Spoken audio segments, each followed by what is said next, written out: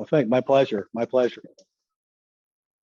And this is going to be quite a bit of a deeper dive. I know some of you were here at Freedom Day earlier in the week.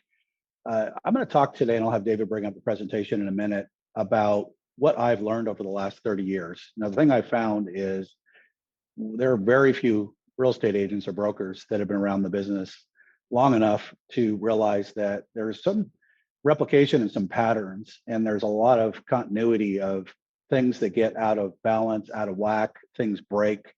And the one thing I want you to take away and what you're going to learn today is there's always opportunity. There's opportunity to thrive. We're going to talk a lot about that today. And I'm going to give you some perspective that comes from, and I'm going to give you a little bit of my background, not because I want to be boastful, but I want to explain to you with this as the premise.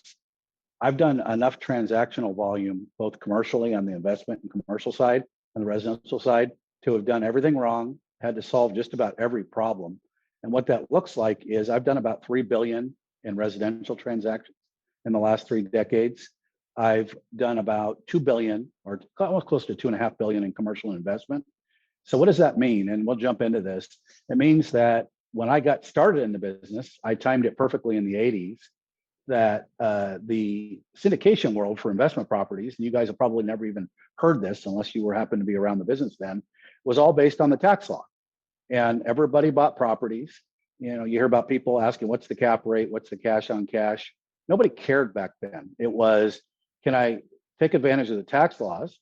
Can I buy this shopping center, this industrial building, these multifamily apartment communities, and maximize my tax write-offs for my syndicate? Well, I got into the business, and less than 6 months later, that was all repealed by Congress, and everything went into flux. I went on to be the Rookie of the Year at Marcus & Millichap in their headquarters office, thrived until the next big dislocation came, and it was about 1992, 93. Many of you have heard about the S&L crisis and the Resolution Trust Corporation. You may have seen it referenced in articles. Well, I went through that. What did that look like? About 75% of my clients called me up and said, we've been placed in receivership. We are now basically having to cease operations. We've given all of the properties to the Resolution Trust Corporation. We're no longer in the business. About 75% of my clients did that in a 90-day period. Still went on to thrive and do this. And then, so what comes next? The dot-com bust, the big recession that started after that, and then went into 2006 when I launched a residential production business in a market where I was brand new. The only people I knew was my in-laws, and they were all a real estate family. So I had no SOI, no business. And if you remember what happened and you've heard about it, some of you may have been in the business, 2006 was the beginning of the end as it related to subprime finance. It was a mess. And what that looked like in St. Louis, Missouri is 45 to 50% of the listings were selling. There were a lot of properties on the market, and it was a mess. You had just a complete dislocation in the market. I went from being a brand new entrant to the market, knew nobody. And after 3 years, I was the number 3 agent doing 240 transactions a year. So with that, I'm going to now run through, and I'll have David bring up the presentation. What does all of this mean in today's world? And what are the dislocations that are coming? And I'm going to talk about some specific things in Florida. And what it looks like is at every point that I mentioned, you could look around and you could go completely negative. I'll have David jump to the next slide. And like in the 1990s, 93 or so, 94, when I referenced RTC and all that, you could go around Texas, and I happened to be in Texas during that period. And it was about 18 months before we had a property that you could show. Imagine this, that was not vacant. Literally every property you showed, you have a buyer in town, they're coming to move to Dallas or Austin, Texas, and you go around, and for 18 months, there was not a single property that had somebody living in it. It was for sale. They're all going through the Resolution Trust Corporation. Now, a lot of agents got out of the business. They just gave up. They're like, this is terrible. I don't want to do this. And meanwhile, there were a lot of us that just thrived and persevered. It required talking to lots more people because there's a lot more people that are no's. And if you fish in the right ponds, which I'll talk quite a bit today about it, you understand that these economic and business cycles, where I'm going to get into the realities versus what we like it to be, are huge opportunities. Like you look at St. Louis, the market up there, when I was number 3 in the market, there were probably 80% of the agents that had not done a transaction in the year that I was number 3. 8 out of 10 agents did zero business. And we're over 9,000 agents in the St. Louis MSA. And yet I did so much business that the leadership at one of the big franchise locations went to the owner of my office and said, he's got to be doing something wrong. He's undercutting the market. He's giving commissions away. I want to see his listing agreements. And I wasn't. I was just going about taking advantage of the economic reality. I had to say no to a lot of people. And what that looked like there was I had to set so many listing appointments and then cancel probably 40% of my listing appointments. And I let the competition chase the ones that would never sell. And that's how they ended up with half of their listings not selling. And I had about average about 90% of my listings selling. So that's the whole fishing in the right pond. So what's happening in Florida, I'm going to dive into this with more depth later, but we are in the middle, and the other shoe hasn't dropped yet, of a property and casualty insurance crisis. You know, those of you, and if you were there Tuesday, heard me reference this, people that were previously paying $2,000 a year are now getting to the point where some people are getting quotes $10,000, some people are getting $15,000 quotes. In a state where a lot of the property owners have fairly stable income, you could also call that fixed income. Some of them are retired. Big increases in the property and casualty insurance does not work well. The other thing that I'm going to talk about is, as of about a month ago, the 16th, that's 1/6, the 16th property and casualty company is either completely left Florida or dramatically scaled back what they're doing. The last two to leave were AIG and Farmers. Those are not small companies. So, you know, Citizens has been set up as a property and casualty company of last resort, and even they aren't a perfect solution. And so let's get into the next slide, David, so I can get into some of the specifics, because I think some of the history will help us. With this, I want you to look at this as my condemnation, and I'm always saying this. I've been saying this on every stage I've ever spoken when this comes up. It is a crying shame that 1.3 of the 1.6 million members of NAR have only sold 3 homes or less. We either have too many agents or too many agents that don't have David Kurz coaching them and having people tell you what to do. Because just like I did when I was number 3 in my market, and there were 9,000 agents, 80% of them, it is the reality in the market right now that it's your job to not be friends in the marketplace with the 55,000 people in South Florida, if you're in the Miami realtors, or if you're in Orlando, they've got a big association there. It's combat out there. You have to look at it and say, I am going to get my unfair share of business, because otherwise you're relegated to the 70, 80% that don't do anything. And the reality is, as I'll show you in a slide here in a second, the agents don't leave the business right away. I don't know what it is. They're doing something. They either have a spouse or a family that'll support them, but the lagging drop in the agent count is usually after years. So I'll go to the next slide, David. I'll talk about this so you can see it. Now, 1993 was the date I referenced, and I don't have 93 up here because it wouldn't fit on one slide, but the number was quite a bit larger. And you see it was all the way till 1997 before it reached the low after the S&L crisis. The markets like I described, where there's 18 months of vacant homes. Everything went through the Resolution Trust Corporation. So you had to be, if you wanted listings, you had to work through this archaic system. You imagine what it was like back there. But yet the agent count stayed pretty firm for years. You go to 2006 all the way to 2011, what do you see? It took a while when the wheels came off the cart for the agent count to go down, right? It started falling apart 2006, 2007. Look at the low. It didn't occur until 2012. So when you hear Tom Ferriss saying 60,000 agents got out of the business, don't be one of the ones that didn't do it. The good news is you're matched up in this Freedom Academy and you're matched up with David. You don't have to fall into this sort of complacency, because the agent count lags. Don't pay attention, because I think NAR does whatever they need to do to try and keep agents in the business.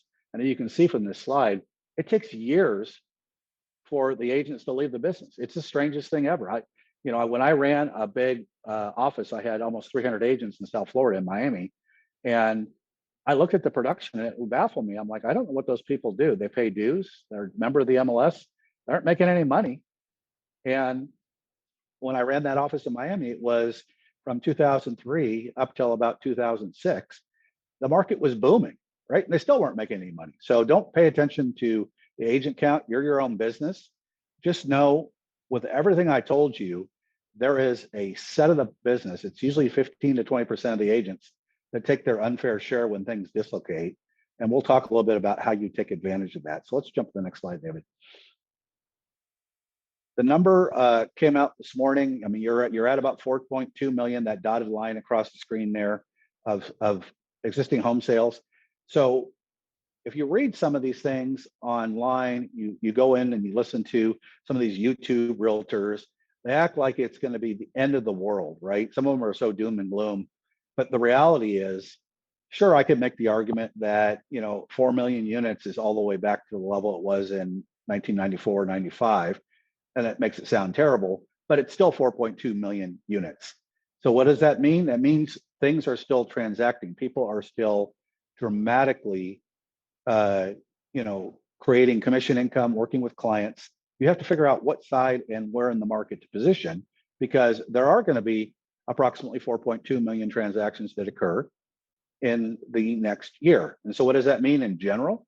That means you've got 2 times that in transaction sides. You're not always going to handle both sides of a transaction. Usually it's one side or the other. So that, you're at 8.4 million sides. More than enough business. Don't get caught up in the, oh my God, it's down from the peak. Look at 06, it was 7 million. Well, the reality and when it was 7 million plus transactions is we got the home ownership percentage up artificially by subprime financing to almost 70%, which is way above what's reasonable. You had people that had, I'm not picking on anybody if anybody has one of these businesses, like landscape businesses, where they were buying $2 million worth of properties. They bought 3 or 4 properties on a no income, no asset, no documentation loan, and they were planning on flipping it, right? And it made no sense at all. And that's why you see that dramatic fall off when the great financial crisis occurred. And if you look at the next slide, the reality is right now, this is our biggest challenge. The blue line represents the year-over-year change over the last 10 or so years of inventory. It makes sense, right? Inventory started to skyrocket. If you were around South Florida and January of 06, like I was when I was living in Brickell, even though it's early days for Brickell back then, you could look around at the towers that were being built. There were no lights on, right? It's like nobody was there. People were buying things with no income, no asset loans. And then you could see what happened in the overall ensuing period. We're in a very artificially low period now. The year-over-year change is starting to decline. So what does that mean? David talked a little bit about this in Freedom Day. The reality is, and I don't remember, David, what you said your rate was. It was sub 3%. There are lots of Davids at sub 3%. Unless David has the inability to work and make his payment, he gets relocated and moves. There's a death in the family. Maybe there was a 2-income family. He can't afford it anymore. There's a divorce. They're not going to be transacting and selling their house for the foreseeable future, right? So there's lots of Davids out there. So you got to look, and I'll talk about this in a few minutes. Where are the people that can transact? Because there will be somebody that has a sub 3% mortgage. And maybe in the case of Florida, as a kind of a preview of the conversation, they've got health issues. They're in a 2-story house. Now they need to go single story or into a little villa where the exterior and the landscaping and everything are taken care of. So you've got to look, and what does that mean? Much like I did in St. Louis, you have to talk to lots and lots of people and paint the picture. I'm going to talk a little bit before we wrap up of how to paint the picture so they can feel good about maybe being panicked about property and casualty insurance. If now all of a sudden, as you heard from Tony Martinez, they're behind on the mortgage, they can't pay it, right? That's it. There's a lot of shame with that. As David did, I had a lot of short sale business. I was so much I had in St. Louis that I set up a whole group within my team where I had a short sale negotiator. And I basically provided an avenue for people that were upside down their properties to still be able to transact. Whereas a lot of agents would just kick them to the curb. They're like, oh, you owe too much money on your property, you can't sell. So you may have plenty of people, and if we jump to the next slide, that are going to be able to transact.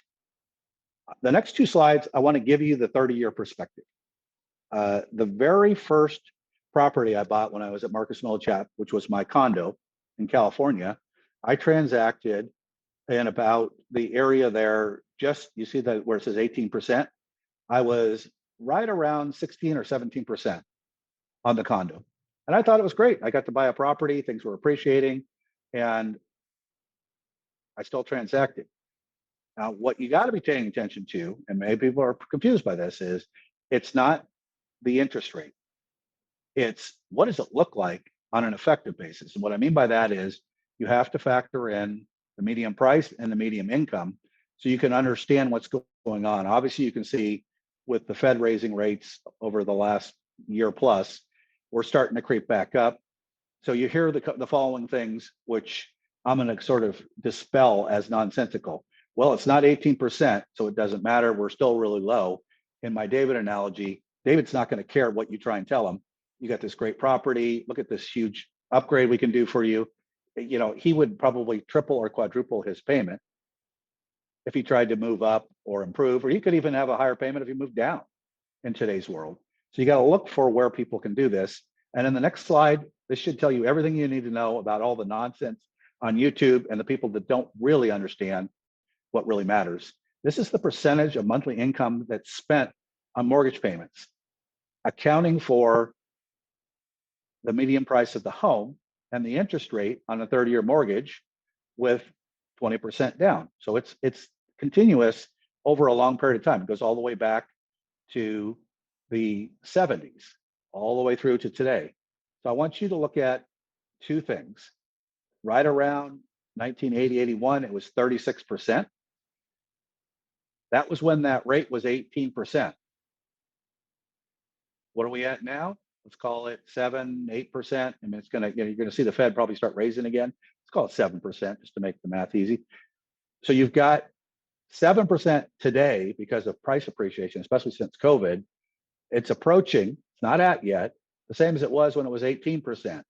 So don't get confused by people who are telling you, yeah, this is fine. We're only at 7%. The highest rates were 18%, because that doesn't factor in where people are relative to the price of homes. We're going to get some serious issues with affordability in the near future. If they raise rates and we see rates creep up a little bit more, my expectation is we could very easily see by the end of the year that we're at 33 to 36%. We're right back where we were in the 80s. And here's what I can tell you. I was in the business then. People were transacting, people were buying properties, but it was the people that could afford it, needed a property, renting wasn't an option. We'll talk a little bit about the whole issue with buying versus renting, even though we've been talking in Florida about really rapidly rising rental rates. But this is an important one. And, you know, David has the slide deck. David, you're welcome to create a PDF out of it for anybody that wants it, just for reference. Let's jump to the next slide. Let's talk about realities now for Florida. This I'll do real quickly. Just I want to give you the context to this. One of my jobs currently is the team leader for a very large organization of almost 17,000 agents that are 99.99% residential, covers the whole United States. Probably 95% of them or more are in the United States, some are in Canada.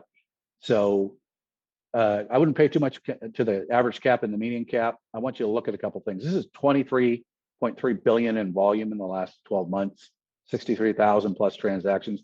It's a great real world microcosm. It's not just Florida, it's everywhere. The thing that should jump out to you, no transactions, 41%. These are people that are just sitting on their hands. They can't figure out how to transact. This is why you need to be working every day in your business and not getting into denial, not giving up. There's plenty of business to be had, but conversely, you can see that the other 59% are in production. Some of them are not in very much production, but you know, there's still a fair number of agents. And if you looked at it, there's more than 10% of the agents in that group that have done a ton of production. And so what I want you to take away from that is the business hasn't stopped. It's just stopped for, in this case, 40% of the business.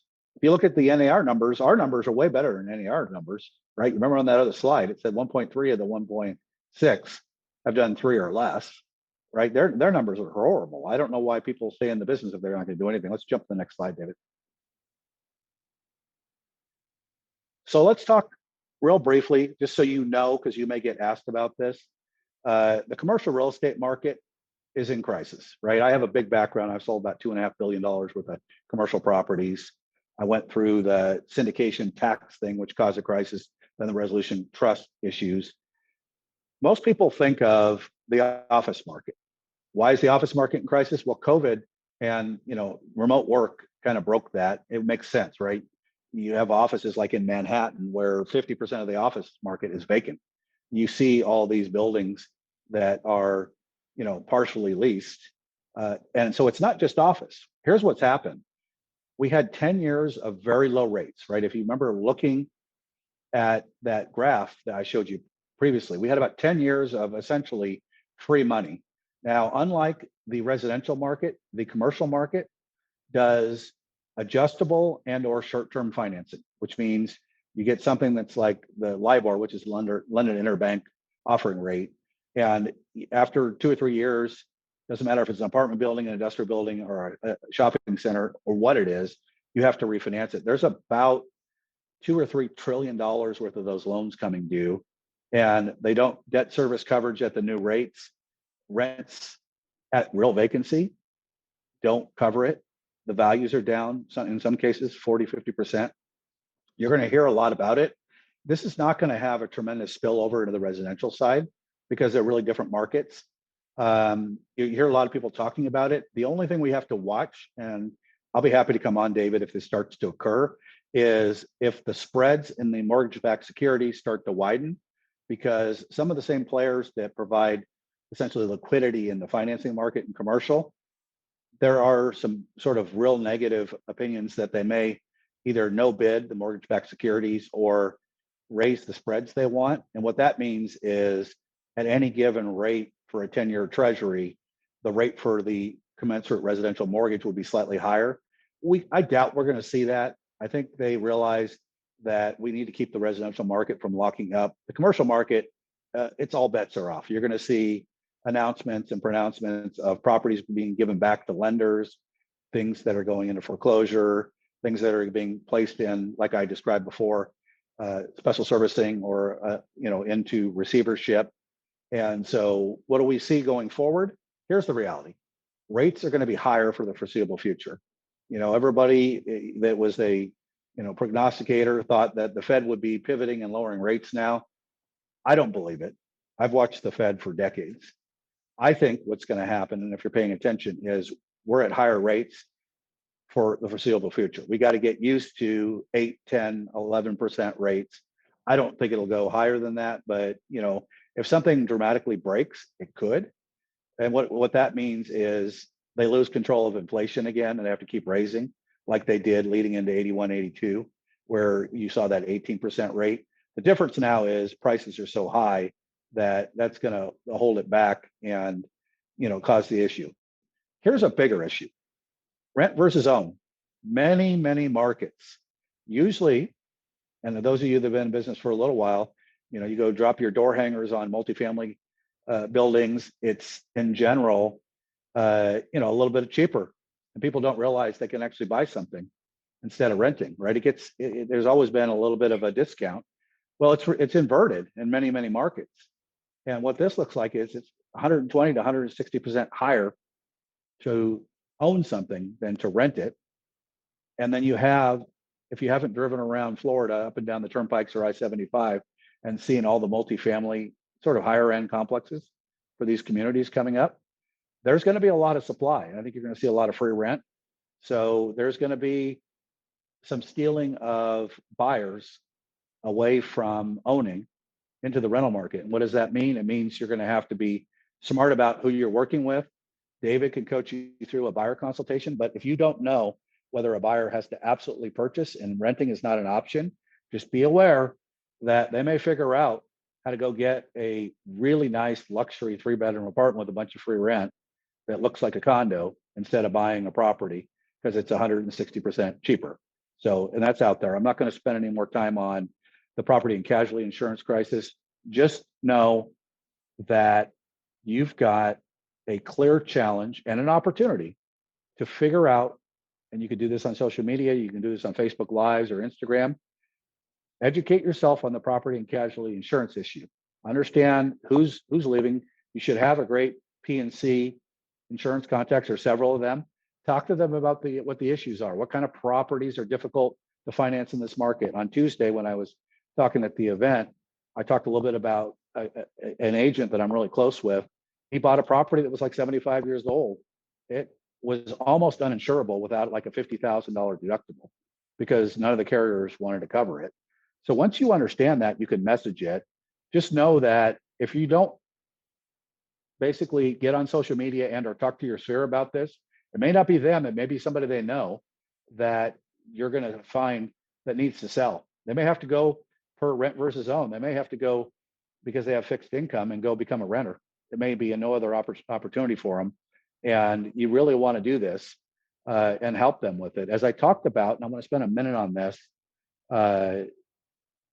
the predatory hedge funds and what I call dark money, BlackRock, Blackstone, Citadel, Invitation Homes, they're just getting liquid and waiting to basically acquire properties that maybe go in, like Tony Martinez talked about, into foreclosure. They get sold off. After that, they don't come back to the retail market. And what that means is the amount of transacted volume that you can make a commission on as an agent. If we don't manage this correctly, collectively as the agents that are going to do our unfair share of production, we may see the amount of transactions decline over time because the properties, they get sucked out of the market. You might think about it and you're like, well, wait a minute, how could that happen? Invitation Homes came out of nowhere in the great financial crisis.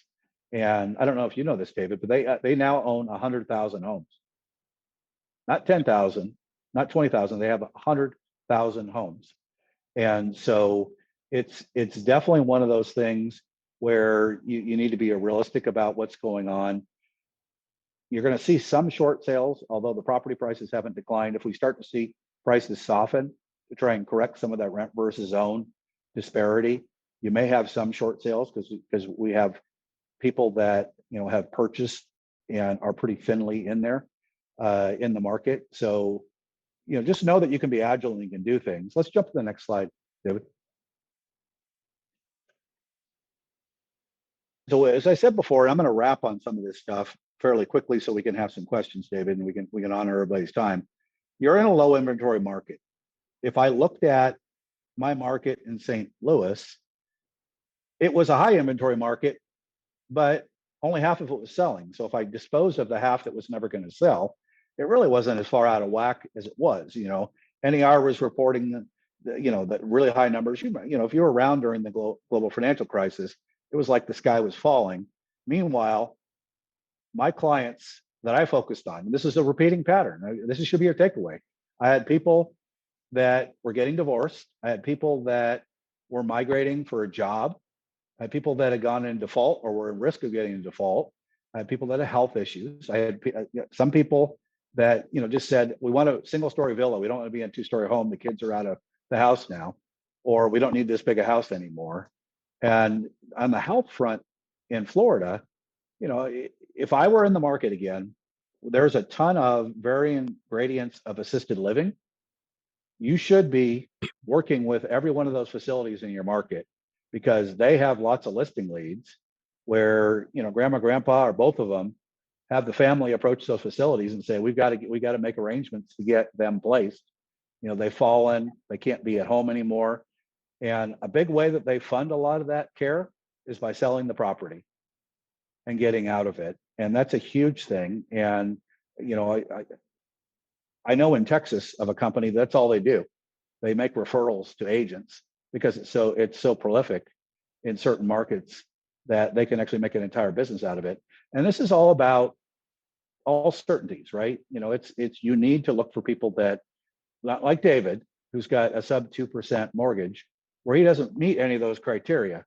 Now, if something changed, David might suddenly become somebody in the market. So you need to be focusing on people that, at least on the listing side, this is where you're going to find all the action, which is massive activity, talking to a lot of people. I would go on more listing appointments. Remember, only half the listings were selling, and cancel them in a week And some agents were doing in a month or a quarter. My quarterly activity was more than people were doing in a year, because I would dispose of more opportunities than they would ever even go on. And then they were all scratching their heads like, I don't want to work on listings. I'm going to work on buyers because nothing's selling, because they were taking crappy listings. And I would refer all of my worst listing prospects to the most able competitors that wouldn't lead generate. You should know who your competitors are. And if the people want to overprice or aren't realistic, you can pass on it. And if you're not passing on things, and David could coach you through this, in this market, you need to be realistic, because just because they love the price that they saw go 6 months ago, prices in certain markets and certain subdivisions are starting to soften. You just want to be realistic. We talked about property and casualty. There's going to be a conversion to renters, some defaults. The economic downturn that Tony talked about, negative cash flow, pricing correction, conversion to renters and defaults. I think we're going to see a fair amount of this, especially if rates go up even higher, combined with the property and casualty, because that's a pretty big fixed expense. Most of the people, and I haven't talked to enough mortgage folks, and I would expect if you talk to your mortgage loan officer, you're going to see, hey, what would happen to the person's ratio if the property and casualty went from 4,000 to 16,000? I think you would see almost 99% of them would say it's going to be a decline, unless somebody's putting like 30, 40% down and they have just an outrageous amount of income compared to their debt. And the ratios just don't matter. The people that you get approved that are within 5 to 10% of maxing out on the ratios, they're going to be upside down. And so you got to pay attention also on what is the property and casualty quote going to be. Don't get into contract on something if you don't understand if this property is going to be difficult to put coverage on, or if it's going to get a really high quote for the premium, or like the one I described, you're going to get a really high deductible, because you could have a buyer tell you, I don't like any of this, I'm blowing out of the contract, this is unacceptable, or it completely screws up their DTI ratios, and it's going to be a problem. And then we have a lot of investors that have come into Florida and Texas and every other state where they cash flow. You used to see these people on bigger pockets and everywhere else. Their model is make $300 or $400 a month for residential property. I'm banking on appreciation. Well, property and casualty could screw them up. Citizens has filed for non-owner occupied properties to raise an average of 50% on non-owner occupied properties. What do you think that's going to do to the $300 a month cash flow for these thinly capitalized investors? You should be talking to as many of the investors that have purchased in your market in the last 3 years, 4 years. They're going to be sellers, and they may end up having to go into a structured sale. They may have to be a short sale. They may not like it. They may be so undercapitalized that you may find out pretty quickly that they're ready to throw their hands up and say, I'm not feeding this thing anymore. With our new insurance quote and everything else and the way the market is, we're feeding it $500 to $700 a month instead of making $300, and they can't do it for very long. So you definitely need to, be paying attention to that. So David, with that, I don't know if you have specific questions that popped up in the box. I'm happy to run through some of them. I haven't been scanning it. Yeah, I mean, we had some comments, but I've been writing down some questions, so I'm going to go through this real quick with you, man. That last thing that you said there was interesting, because for the last few years, and I say few years like it's been longer than a few years, Airbnbs have been a really big thing, right? And there have been people out there teaching you how to invest in property and turn them into Airbnbs, and go to the furniture store and buy just basic furniture and fill the house up and maximize on your return. And I feel there's a combination of things that are happening here that may or may not affect this, right? Leading to the more may affect it is, even though that they are potentially making probably more money to cover, they're non-owner occupants. So if their insurance goes up by 50%, if they don't have equity in the home because maybe they were making money, they wanted to invest in the next one, so they pulled equity out to buy the other one. So now, Tony said something really interesting. He said, some people have done that so many times that they have no equity in their house. And now if you just missed 2 mortgage payments, you're below market price, right? And so the combination I'm seeing is, I think the job market and economy is being affected all over the country, which will lead eventually to less people traveling because of the cost of travel, and they're not going to be able to pay these Airbnb costs or hotel costs, or for that matter. And so I think Airbnb bookings, my personal opinion, Airbnb bookings will decrease, and insurance is going to go up. And even if they were making good money at some point, that's going to decrease. And those people are going to become sellers. How do you feel about that? Because that's a big market. Yeah, I mean, there's two big problems with the short-term rental market. One of my other businesses is I'm a CEO of a fractional real estate company, and one of the product types we analyze in depth is short-term rentals. So we're an all-cash buyer, right? So we don't have the leverage issue, and we can do this. But when we got into, and if you ever want to look into this, you can look on their website. They have a blog and they publish some of their data. It's a company called Air DNA. So it's Air and then DNA, like a human's DNA. And they have the average daily rates for markets. They've got the occupancy percentages. And when we talked to their senior leadership, I asked them the question. I said, how much is this degradation in what David just described, which shows up in your average daily rate and your occupancy, which is essentially, if you multiply the two of those together, that's going to be your gross income for a short-term rental, that the arbitrage, right? So what I mean by that is it's worse. So if you go to like Sunny Isles and Fort Lauderdale and places that allow this, you can go be taught to arbitrage, find somebody that has a condo that allows it or an apartment, and they'll let you sublease. And you don't even have to put the down payment and pay a mortgage payment. And you can basically put a VRBO or an Airbnb up on the site to compete. So you have a supply side issue, which is causing the average daily rates and the occupancy to go down even further. And that hasn't even coincided with David's economic comment, which is you're going to see as people's income starts to soften, the real wages, and you get the unemployment rates start to come up, that there'll be even stronger things, because those people are the most resilient that do the arbitrage, right? They're renting it for slightly more than what the long-term rental rate would be. They don't have a down payment. They aren't paying property casualty insurance the same way. They probably just have, liability. And it's definitely going to be a challenge if you're in a market where there's a lot of that. And one of the ways that I discovered this is I joined a couple groups on Facebook that were talking about short-term rental masterminds, and the proliferation of people teaching arbitrage and the responses. There were like 1,000 comments from people wanting to sign up to webinars on how to do this. And that was like a flashing red light for me that this is going to get overrun. This is kind of like the version of subprime for short-term rentals. Like if you just have no barrier to entry, all they can do is, as David said, go get a credit card, or if they have got 5 credit cards, they can go buy all the furniture on credit, and they're into a property that you might have had to, as a buyer, put $250,000 down as a short-term rental, and they have 40,000 on credit cards to furnish it and equip it, and they're competing with you, and they can beat you every day. So let's get into some affordability issues, because you mentioned that, right? So rates go up, they will continue to go up.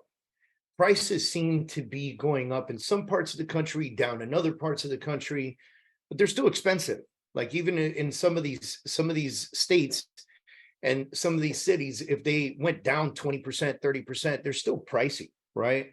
And take New York City, for instance, San Francisco, like they can lose 30% and still be very expensive at a 10% interest rate. So when that begins to happen, do you foresee more inventory? And does it begin to even out a little bit and start to turn into a buyer's market? Because right now, even with higher interest rates, we still have a plethora of buyers, and there's still significantly low inventory. Yeah, well, and part of that is because of the sub 3%. In some markets, sub 3% buyers, because of the refi boom, is 80% of the market, and so that's a big driver for the low inventory, because the people that would normally be transacting that refinance in the last several years, they're not going to go back into the market. It's not affordable. So I think, David, we can see the prices adjust a little bit. I think the biggest driver for it is going to be economic strength. Florida has a couple of things going for it. Right now, there's still a lot of strong in-migration. It's a strong economy. The wild card with all of that is many of the people, those of you on this Zoom probably know this, sell their property in Connecticut, sell their property in Virginia, North Carolina, New Jersey, move down to South Florida, and they transact. Sometimes they have a lot of equity, so they've got the ability to do this very easily. If the markets start to seize up where they are, or their prices start to drop, and you basically have some issues where, to your question, David, we may not see the inventory come up dramatically. We may just see a lower set of volume. Here's what I would say is, if we see the annualized rate go south of 4 million annualized transactions, I would be concerned about the overall health of the real estate market. And there's going to be some resistance to bringing prices down, because if you're sub 3% on a mortgage, you're not going to sell. Yeah, I'm not unless you absolutely have to. So that's going to be the throttle on supply. We've got a ton of people that own properties that there's no economic way that they could sell. It doesn't make any sense at all. So in Florida, you also have a lot of new construction. One thing that home builders are great at is mistiming the market, right? They did this from 2006 to 2009.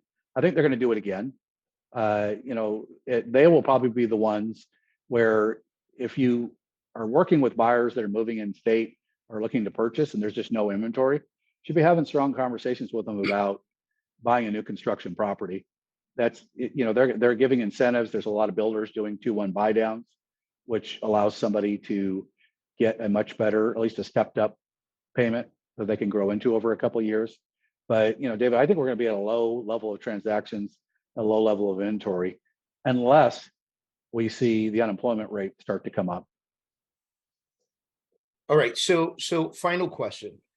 And just because I like to be respectful of everybody's time, and I hate that this is a final question because we can go on for quite a bit longer, but I'm a big believer that it's all in the marketing and the message, right? And so, the message that we put out to the public to get them to pay attention to who we are as business professionals in order to attain their business, right? And so what's the message that we should be putting out there? Like, what new niches should these agents be looking for and looking at, instead of just always getting on saying, I sell real estate? What can they say to capture the attention of the next sellers? Well, I think you can always tell stories, right? So talking about, instead of just saying we don't have enough inventory and there's not enough houses for sale, and who do you know that's looking to sell that's not on the market, tell some stories based on what you're going to learn. You should be writing on your list of to-dos, talk to several property and casualty people that you trust to get a good handle on the Florida insurance issue, and then craft your message. And David can help you with this as well, on telling the story about people they may know who are getting these much higher property and casualty premiums. Some of them are going to need to sell. We want to help them, even though they may be in a little bit of a panic. If they can't afford to remain in their home, we want to help them. Now, they're typically not going to go immediately to default, but they may look at the realization that at a fixed income, they would deplete all their savings very quickly over like a 24-month period. And that doesn't work for them either. You don't want to, basically just be predatory and looking for people that are already in default. That's a different type of message. And like Tony talked about, you should be doing the CDPE class, and you should be buying the list if you want to work in the default world where people are behind on their payments, or they've received their notice of sale. You can message that as well. But David, what I would do, think about the market I did in St. Louis, right? There was tons of inventory and everybody wanted to work with buyers. And then I was out there working with sellers, even though 45 to 50% of things. And I remember watching what people were doing. They're like, what? Nobody wants to sell because nothing's selling, right? I think the sellers were despondent because it didn't look like anything was selling. And all I did was figure out how to have 3 to 4 times the number of conversations that my coach wanted me to. There's an old adage of talk to 5 people a day. Could be your sphere, could be people. You could go preview a property. and talk to the neighbors. I used to do that. But I would preview 15 to 20 properties a week because there was a lot of properties. It'd be more difficult for you to do that. And then I would talk to every neighbor when I was out there, and it helped me because then when I took a listing appointment, I already had seen every property, and I knew that I could even talk to the properties because some of them were now pending. Some of them have expired. I've been through almost everything. And it was surprising. The very first listing I took when I moved to St. Louis was the guy across the street mowing the lawn when I went to go preview a FSBO. And he asked me, "Oh, you're a real estate agent?" I said, "Yeah." He said, "What do you think about the market?" I said, "Well, it's funny you asked." I said, "Usually when somebody asks me that question, they're either curious or they're actually thinking about selling." He goes, "Well, yeah, I'm actually going to get my property ready and I want to be on the market in 2 weeks." I had a listing appointment with him the next day. You just don't know. What if I hadn't gone out and did my job to go have conversations, I wouldn't have got business, so from zero to start, I probably put 2,000 people in my database in the first 12 months That's in a market where I didn't know anybody. See, and that's the key. And so this resonates with our coaching and the things that we teach every Thursday. And for the folks that are in my group coaching or one-on-one with me, the more conversations you have, the more successful you can be, right? Like there's no end to how many conversations you can have. If you're not out there having these conversations, like Kevin just said, we met a guy cutting the grass and it was like next day listing appointment, listing up in 2 weeks. Like this is the key to success in any market. Next biggest thing that resonates with me is Kevin said it. He said, you could be successful in every market. You just, again, like we talked about a couple of days ago, you have to shift with the market. So know who the sellers are going to be, know who the buyers are going to be, understand affordability, speak to your casualty property insurance guys. Like this is the kind of stuff that you need to be doing on a daily basis to really tap into the right market. Tony Martinez told everybody, get in front of your phone and say this. And it was like really just focused on, if you haven't paid your mortgage or you're having trouble keeping your house, that's not the end of the story for you. We have other options. Get in touch with me. And you'll find that the more that you say that and the more that you do that, look, there are people out there who are not paying their mortgage, who are embarrassed to say, I can't pay my mortgage. And they need to feel comfortable with you putting that message out there in order for them to say, okay, I'm comfortable enough to call this person and confide in this person to see if they will give me some options where I can walk away with dignity. Man, Kevin, thank you very much for being a part of this with us today. And it means the world to me. I know the folks that were tuned in today are walking away with a ton of information. Kevin gave me permission, guys, so I am going to go ahead and put this PowerPoint presentation in our Facebook group. I'm going to put it in there rather than try to email it to everybody, okay? So if you're not a part of our Facebook group, let me go ahead and put the link in there for you guys. Give me 1 second. If you're not a part of our Facebook group, make sure that you get into the Facebook group, join us, be a part of it, be a part of the conversation, and just really make an effort to step up to the plate because, there are coaches all over. I'm one of them. I go, hey, I'm committed to believe that 200,000 agents are leaving the market over the next 2 years. Like there's just no doubt about it. You saw the numbers that Kevin showed you. It's going to happen, probably slower than normal, but people are going to leave because they're not doing business. 1.3 million realtors only do 3 deals a year. And guys, I don't know how you live on 3 deals a year. Right? I want to see you guys doing 3 to 6 deals a month or more, whatever your dreams and desires are, but you can do it in any market. There's going to be, when this turns into a big push on foreclosures and short sales and things of that nature, you're going to then want to learn how to work with those. And you're going to want to learn how to connect at a very high level, right? With investors. Because if you have the relationship with the investors and you understand how to get all those listings, you're double siding these deals every day, all day. Right? And if you're not great at getting listed, like some of you are like, I'm not great at getting listings. It's simply because you haven't had enough conversations with homeowners. That's it. That's the end of the story. Study your market, understand what's happening. We bring news like this to you so that you understand, oh, wait, here are the graphs, here are the numbers. Let me pay better attention to this. And then you could intellectually go on social media and make a video, intellectually have conversations when people come up to you and go, how's the market?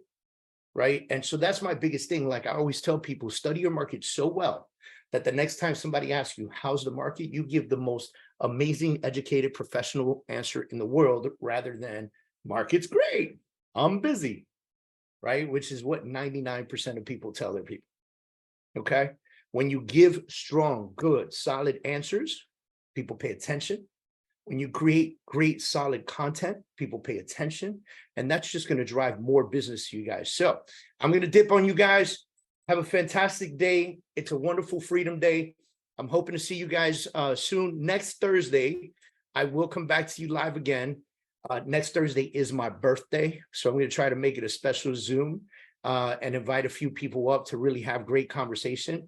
And I will be coming to you live from Austin, Texas. If you're in the Texas area, anyone, I'll be speaking live on the 28th in Austin, Texas. And then the 29th would be that Thursday, and I'll be on the Zoom with y'all. All right. We'll see you soon. You guys take care.